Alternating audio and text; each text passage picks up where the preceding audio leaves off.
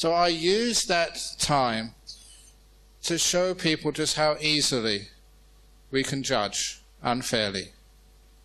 So what I did, I decided to make a confession myself. Ajahn Brahm. I said, some years ago, I spent some of the happiest hours of my life in the loving arms of another man's wife.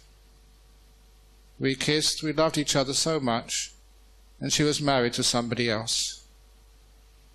And straight away people said, that's adultery. We thought you were a moral man, Ajahn Brahm, and there you were kissing somebody else's wife. I said, yes, that was my mother. She was married to my father. I was spending some wonderful time in the loving arms of another man's wife. And I said that as an example of how we can add 1 and 1 and make 3. How we can jump to conclusions which aren't valid. So before you criticize anybody at work, please find out what's really happening, what the truth is.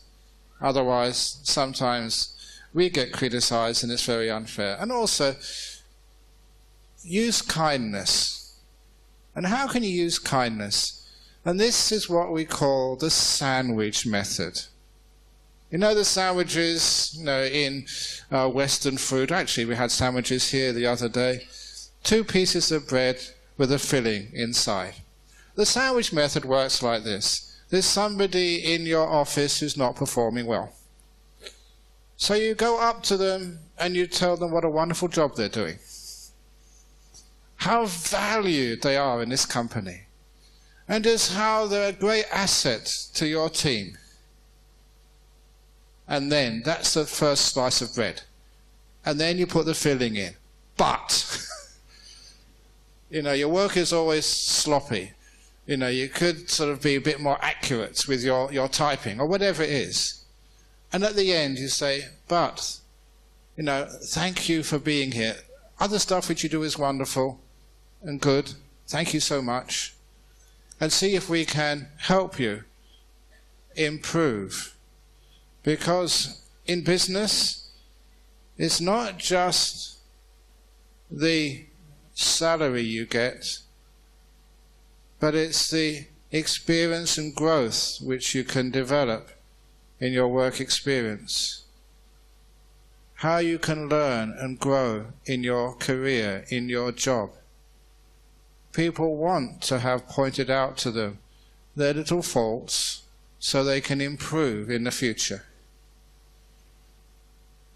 When I was a school teacher, when I was teaching mathematics, and when I had to set my first exam in mathematics, I needed some advice from a senior teacher.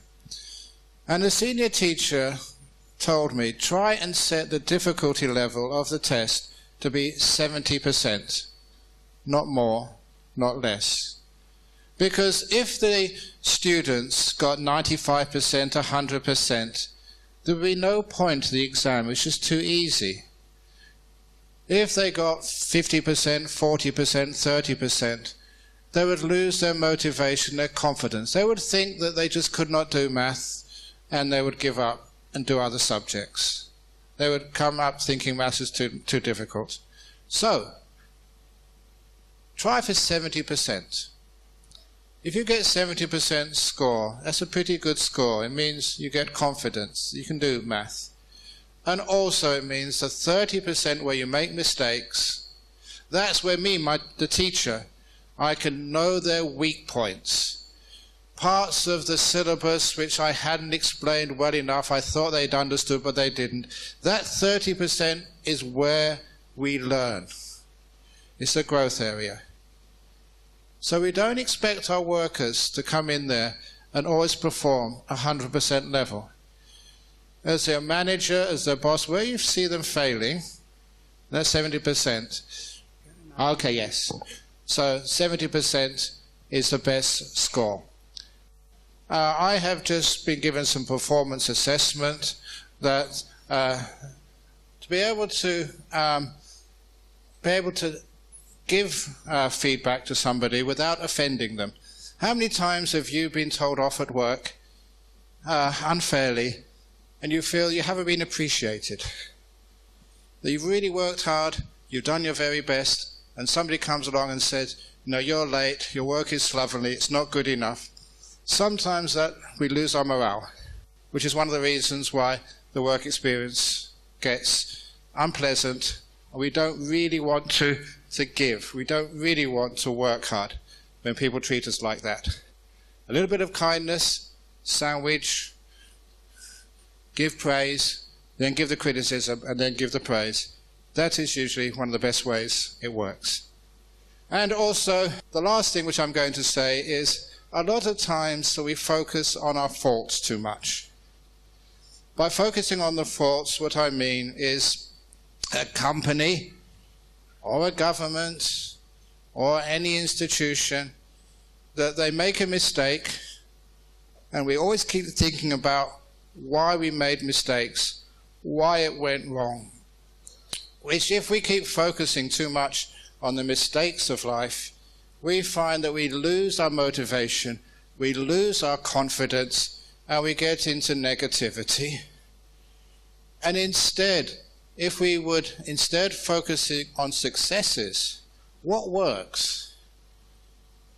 So if you had a meeting, not about why you lost seats in government, why you lost shares, instead of focusing on the negative in your business, instead focus on what worked. So if you have a product which sells really well, you have a marketing campaign which succeeds, you have policies which become popular. Why? Because if you have meetings about what worked instead of meetings about what failed, you'll find you get motivated and you learn from successes much more than you learn from what went wrong. And that even goes to other parts of your life, your relationships, your marriage. If you have a wonderful day together, why? Please remember the secret of a happy day with your partner. Why did it work? And don't keep focusing on why that one day was wrong. Please let that go. Learn from successes, not from mistakes. That works in business. It works in politics, and it certainly works in monasteries, in Buddhism. We learn from what works, and we grow from what works. We keep repeating what works. It is called watering the flowers, not watering the weeds. Focusing on the mistakes brings negativity. Focusing on what works brings a very positive, beautiful mind. Thank you for listening, and thank you for your attendance.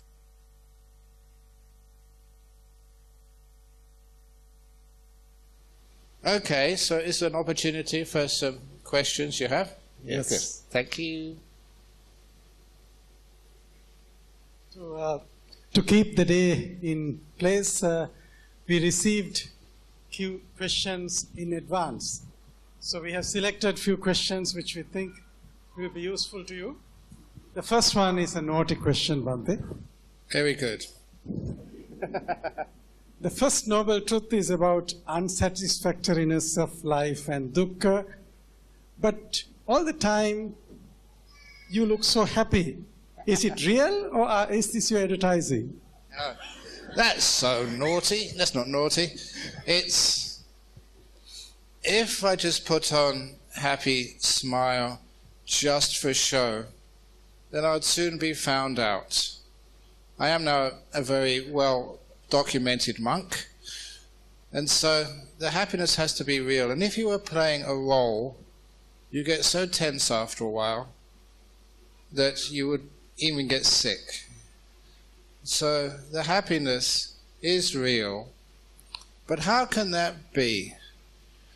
I gave a series of talks in Indonesia called Happy Every Day. How can you be happy every day? Number one, what about nighttime? It meant nighttime as well. What happens when you're sick, when you're grumpy, when things didn't go your way? How can you be happy then? And the point is, happy to be grumpy, happy to be tired, happy to be wrong sometimes, happy to fail sometimes. So, happy to be sick. Sickness is a good example. Is there anyone in this room who's never been sick in their life? If there are anyone who's never been sick in this life, please put your hand up now. I can assume that everyone has been sick. If someone had put their hand up, they'd never been sick ever in their life, you would be so weird, so strange, they'd take you to some medical facility and do tests on you. In fact, if you're always healthy every day of your life, there'd be something wrong with you. It's all right to be sick. It's natural to be sick. It's normal to be sick. So why do people say there's something wrong with me? I'm sick. My students in Australia are well known that when they go to their GP, they go to the GP's office and, doctor, there's something right with me. I'm sick again. In other words, we're accepting that sickness is part of life. We're happy to be sick. We accept being sick. We open the door of our heart to life as it is. Very good. Have a good meeting. So we open the door of our heart to life. So we're happy no matter what happens. When you understand suffering, dukkha, we accept it. This is, my teacher had this wonderful saying, joy at last to know there's no happiness in the world. Joy at last to know there's no happiness in the world. What does that mean? It means no longer are you complaining, you're thinking there's something wrong with you, wrong with this world, wrong with life. It is part of life. So when happiness comes, you enjoy it. When the difficulties come, that's part of life. It is the suffering of life is where we learn. The mistakes of life are where we grow. Without those, there will be no growth. This is why the 70% rule is so important. If your life is always 100%, always happy, successful, no problems in your life, you learn nothing. There's the difficulties, the troubles, the trials of life. That is where people grow. Very easy simile, which is one of my favorites. If when you go home and you're walking home for good exercise, and if you tread in the dog poo, never scrape it off your shoes until you get home. Always take the dog poo home with you. Only scrape it off when you get to your garden. And in your garden you scrape it off under, say, the mango tree. Because 1 year later your mangoes will be sweeter and juicier than ever before. Why? Because dog poo is great fertilizer. The difficulties of life are where we grow. The problems you have in your business are opportunities. This is where growth happens in life. Yes, suffering is the first noble truth, but it also leads to happiness and to enlightenment.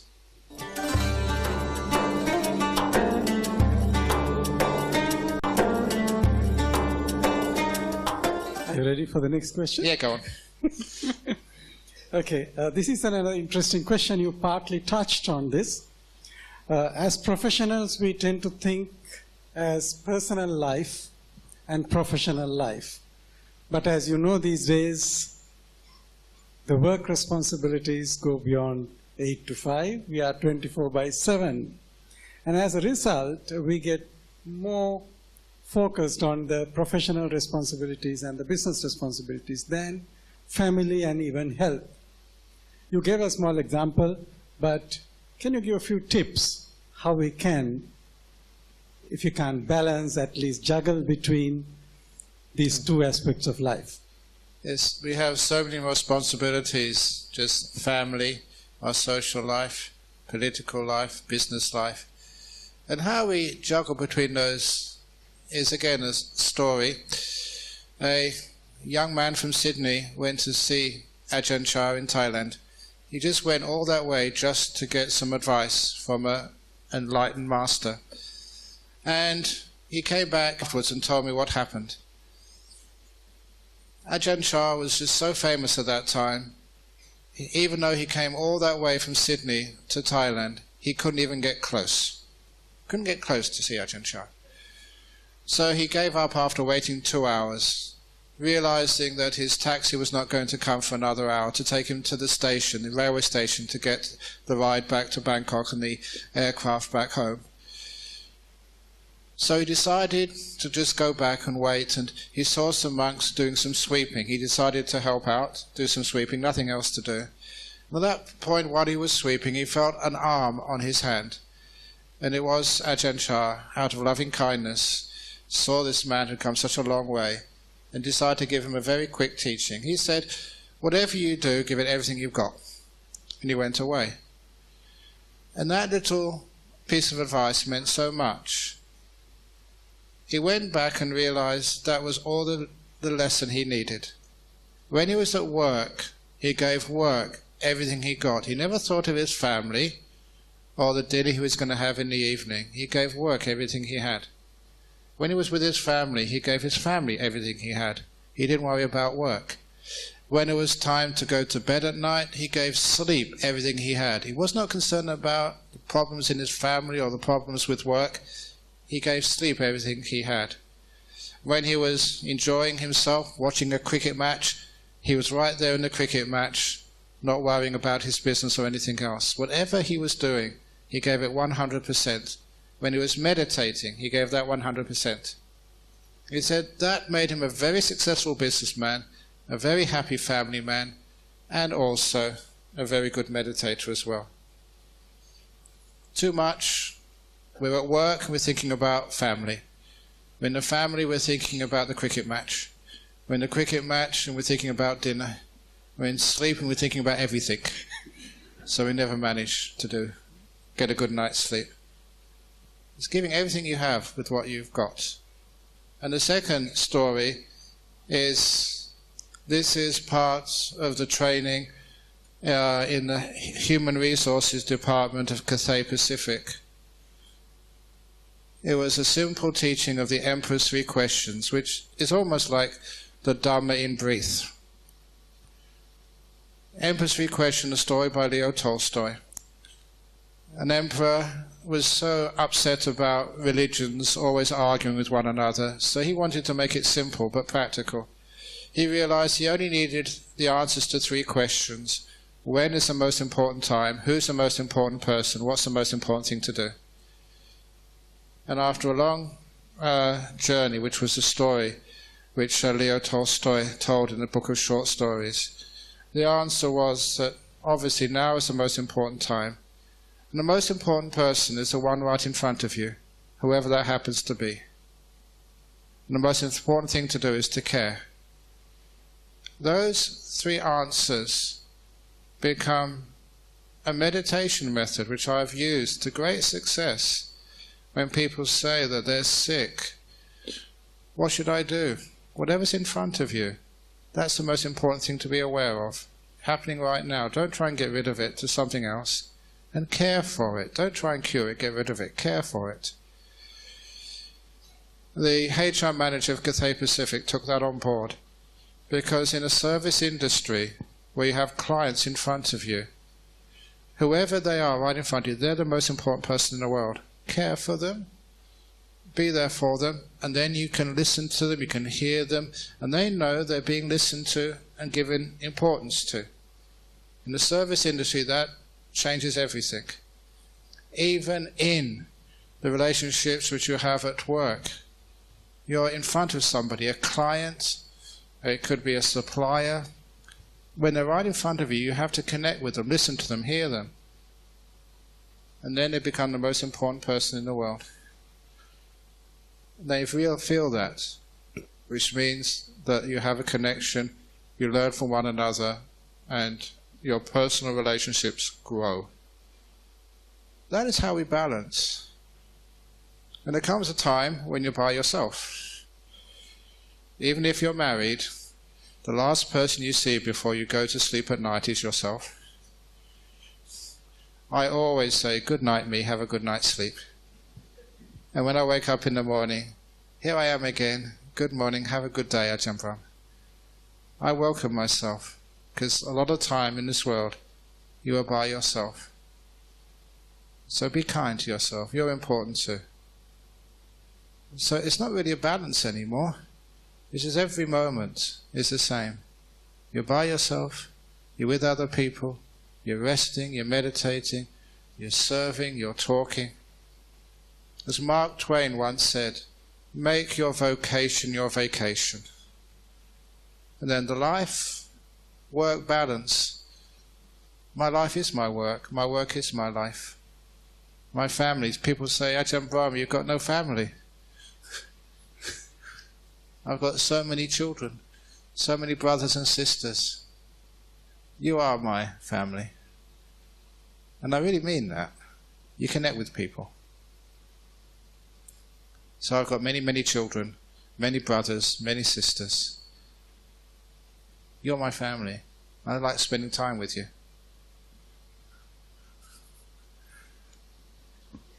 Okay, the next question. We listen to talks like this, we go for programs and we learn things and we make resolutions on New Year Day, Anniversary Day, birthday. And we try to pick a few new habits. And again, we are back to old habits. How can we break this habit of forming habits, Bhante? Break the habit of forming habits. There's something which in business, you know that advertising, it's usually understood for every dollar you spend in advertising, you get $3 return. That's usually the industry standard. Why does advertising work? The reason why advertising works is called brainwashing.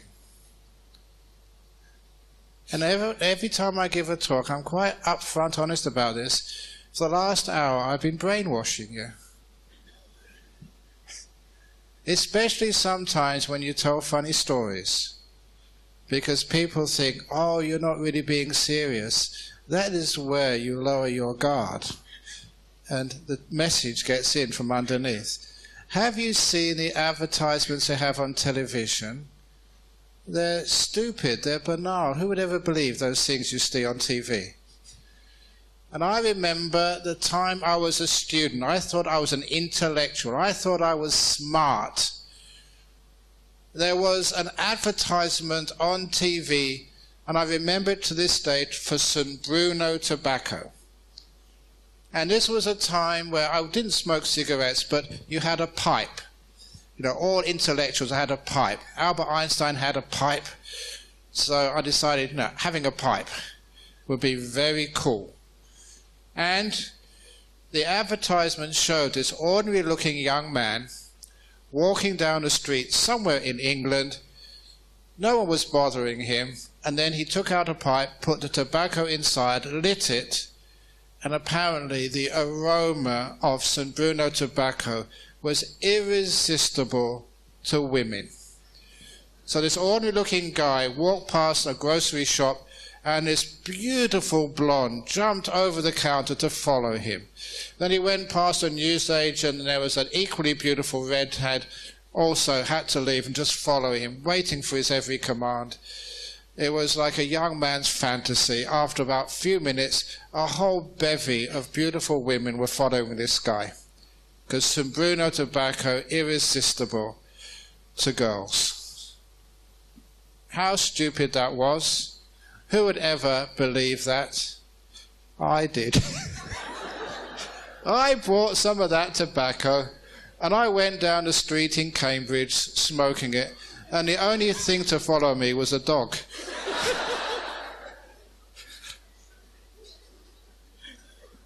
Have you ever done anything stupid like that? You really feel that you are in control of your mind. Your mind is conditioned all the time. It's one of the reasons why an old Buddhist story, which is really important, is the story of the bad elephant. That was the title of my best-selling book in Germany. I mean, really, such a success in Germany. The elephant who lost its happiness.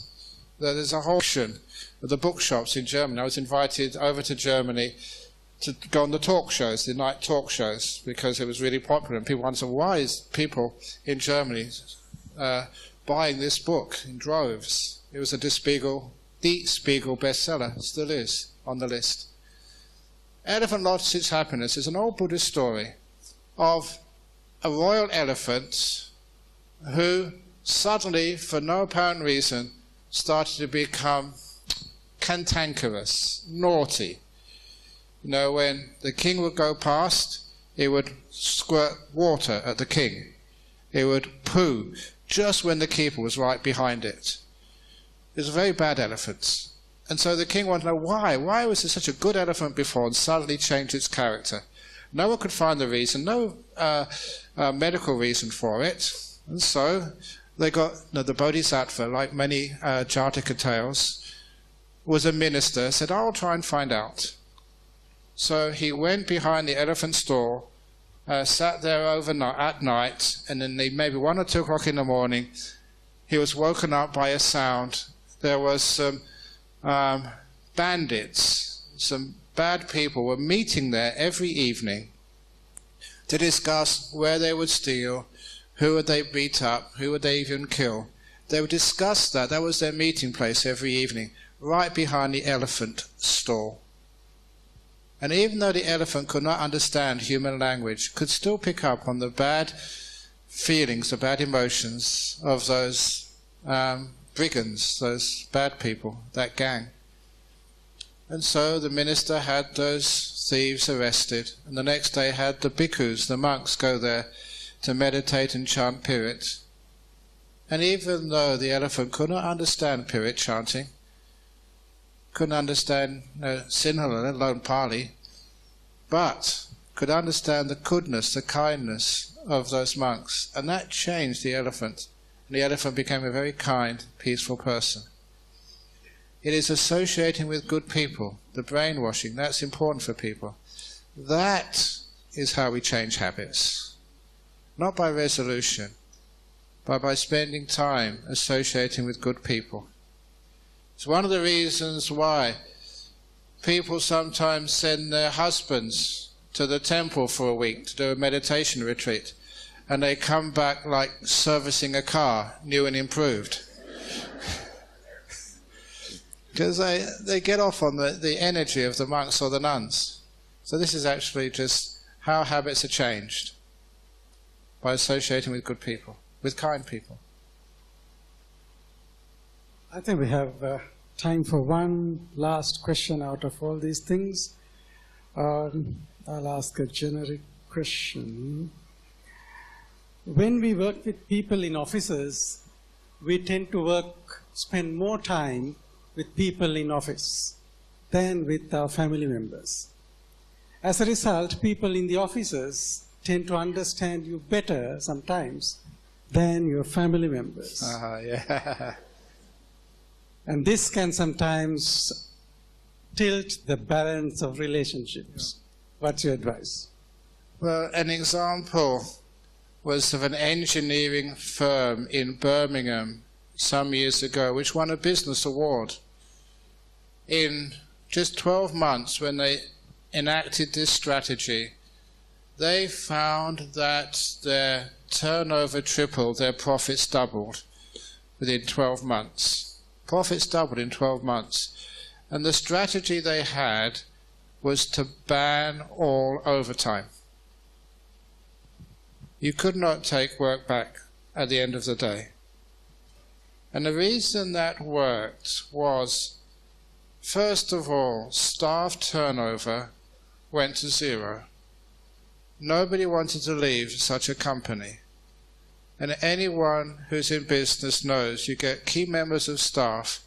Sometimes they leave because of sickness or because of their work satisfaction is low. Or sometimes they just get poached by other companies with better offers. And it takes roughly about 6 months to 9 months to train somebody up to the same level of competence and experience to the person you just lost. Staff turnover is a huge negative economic and also productive loss to the company or organization. So number one, no staff turnover anymore.